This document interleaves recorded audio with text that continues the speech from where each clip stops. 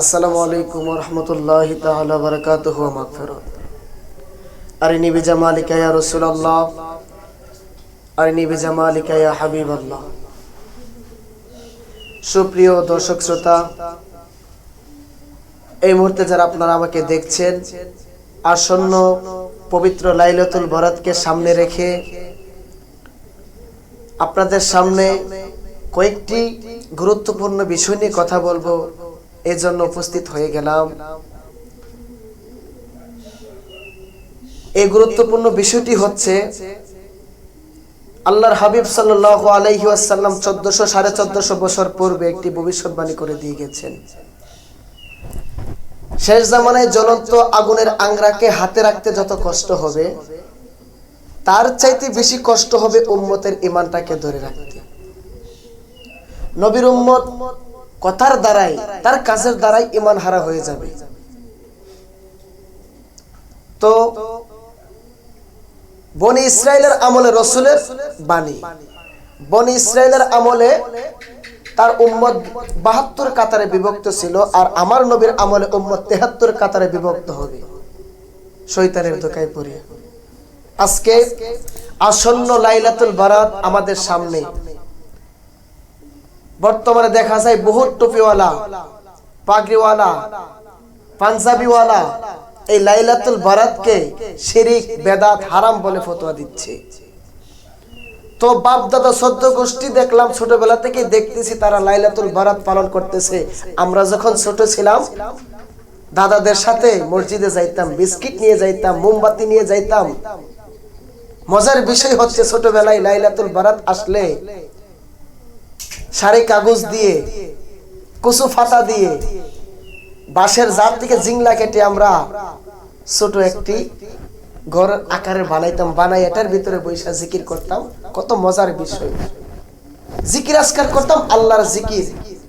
নামাজ পড়বে, দেখেন কেমন মুসলমান তারা। ভালো কাজ সেটাকে হারাম, শিরক আর বেদাত বলে ফতোয়া দেয়। বলে কোরআন হাদিসে নাকি নাই, কোরআন হাদিসে নাই। আমরা হাদিসের দৃষ্টিতে বলে থাকি, কোরআনের দৃষ্টিতে বলে থাকি। তো শবে বরাতের কথা কোরআনে নাই। তো শবে বরাত তো এটা ফার্সি শব্দ, সব মানে রাত্র, বারাত মানে বরকতময়।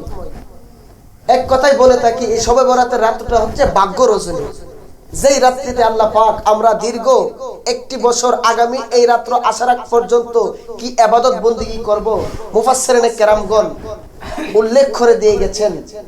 মুফাসসিরিনে কেরামগণ বলে দিয়ে গেছেন, আল্লাহ পাক প্রথম আসমানে আয়েশা আল্লাহর বান্দা বান্দীদেরকে আহ্বান করতে থাকেন, আমার বান্দারা তোমরা কি আছো?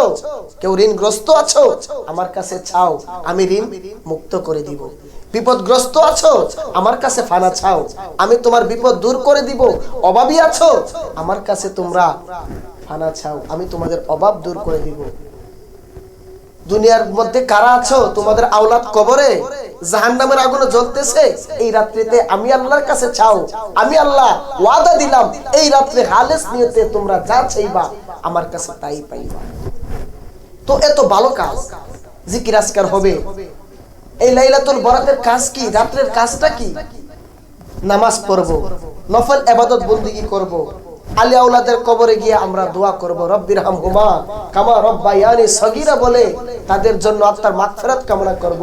এত ভালো কাজগুলারে শিরক, বেদাত, হারাম বলে ফতোয়া দিতেছে কারা? এরা দাড়ি রাখনেওয়ালা, টুপি পরনেওয়ালা, পাঞ্জাবি পরনেওয়ালা, তারা কারা? নিঃসন্দেহে তারা ইহুদিদের দালাল, ইহুদিদের দোসর, ইহুদিদের টাকার কাছে বিক্রি হইয়া আল্লাহর বান্দারা যেন আমল থেকে দূরে সরে যায়, লেবাসদারি কিছু মুনাফিক আমাদেরকে সেই ওয়াসওয়াসা দিতেছে। এই কথা হক কথা আমি বলতেছি।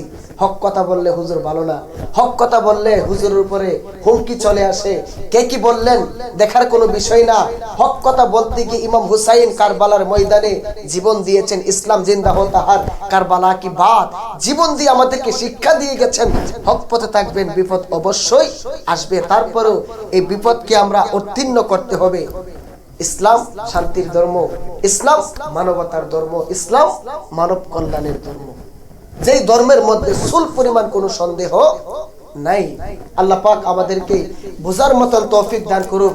শুধুমাত্র তাই নয়, কেন আমরা এই রাত্রে আমল করব, নবী পাকের বিবি হযরত সাইয়েদনা আবু বকর সিদ্দিক রাদিয়াল্লাহু তাআলা আনহুর কন্যা আম্মা জান আয়েশা সিদ্দিকা রাদিয়াল্লাহু তাআলা আনহু এই লাইলাতুল বারাতের রাতে উনি হঠাৎ করে দেখলেন প্যারা নবী সরকারে দু আলম নূরে মুজাসসাম শাফাতের কান্ডারি হায়াতুল নবী জিন্দা নবী রাহমাতুল লিল আলামিন নবী বিছানা মুবারকের মধ্যে নাই। উনি উতাশ হয়ে গেলেন। উনি মনে মনে চিন্তা করলেন এত একটি বরকতময় রাতে উনি কি অন্য কোন বিবির ঘরে চলে গেছেন? উনি অন্য বিবিদের ঘর খোঁজ করতে শুরু করলেন।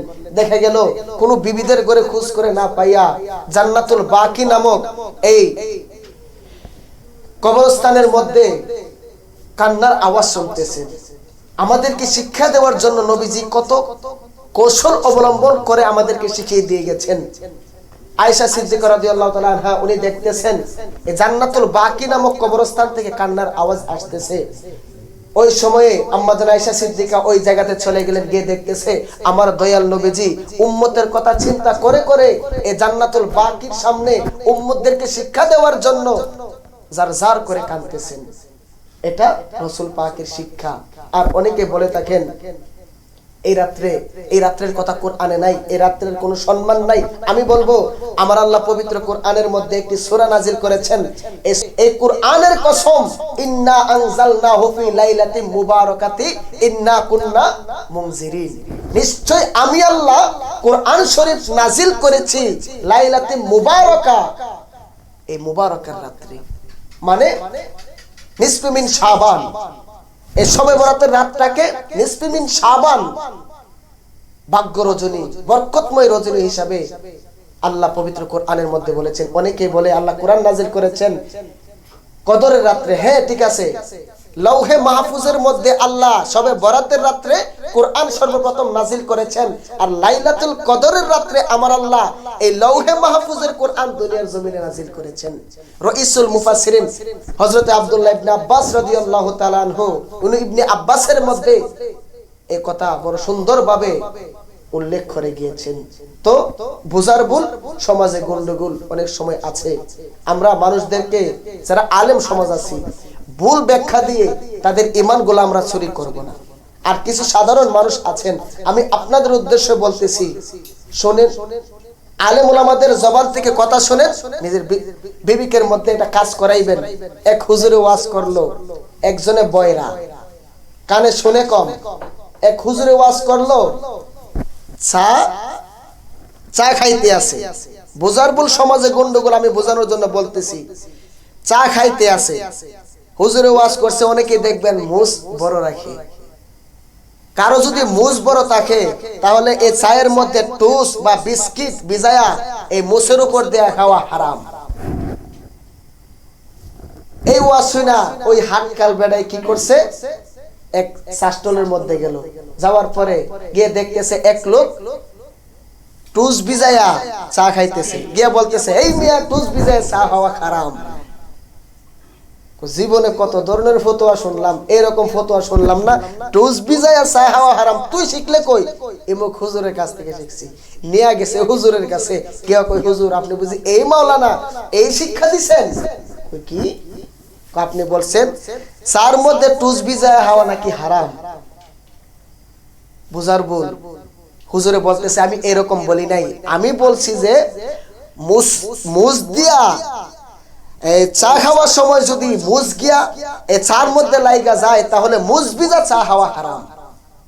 বুঝতে হবে। হুজুরে বলছে এক, সে বুঝছে আরেক। সাধারণ জনতা আপনাদেরকে উদ্দেশ্য করে বলতেছি, অযথা এই ফিতনা ফাসাদের জামানায় এই হুজুরদের ওয়াজ শুনে আপনাদের ঈমানটাকে নষ্ট করবেন না। কবর, হাসর, মিজান, ফুলসিরাতে নবীর প্রয়োজন। এই রাত্রিতে শবে বরাতের রাত্রিতে বেশি বেশি আল্লাহর জিকির করবেন, নফল ইবাদত বন্দেগী করবেন, নবী পাকের উপরে বেশি বেশি দুরূদ শরীফ পড়বেন, বেশি বেশি নবী পাকের উপরে দুরূদ শরীফ পড়বেন। এই বলে আমি আমার আলোচনা এখানে সমাপ্ত করলাম। যদি আমার কথার দ্বারাই কেউ কোনো কষ্ট পেয়ে থাকেন, নবীর প্রেমিকের কদমে হাত কেউ কষ্ট নেবেন না। নবীর প্রেমিকের কদমে হাত কেউ কষ্ট পাবেন না, আমাকে ক্ষমা সুন্দর দৃষ্টিতে দেখবেন। ওয়া আখিরে দাওয়ানা আলহামদুলিল্লাহি রাব্বিল আলামিন। আসসালামু আলাইকুম ওয়া রাহমাতুল্লাহি ওয়া বারাকাতুহু।